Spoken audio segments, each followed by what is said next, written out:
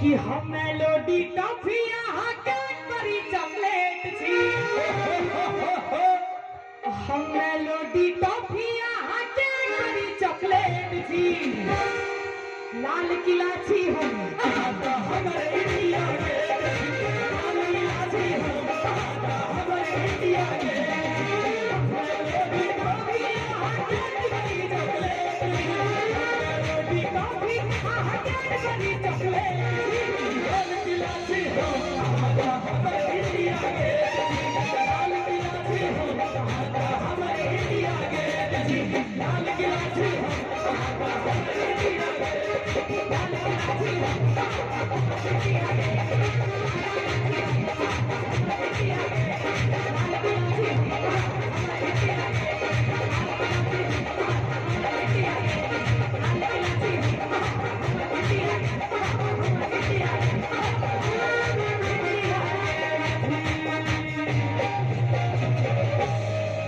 लाल किला छी हम अहाँ का हमर इंडिया गेट छी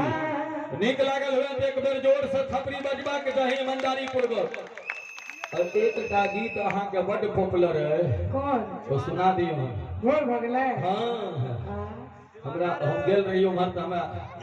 दूटा छोरा पकड़ लेने रहे भैया वो कितने हटे हमके कौन तो ओ छोड़ू छोड़ू हम कहले हां हेतै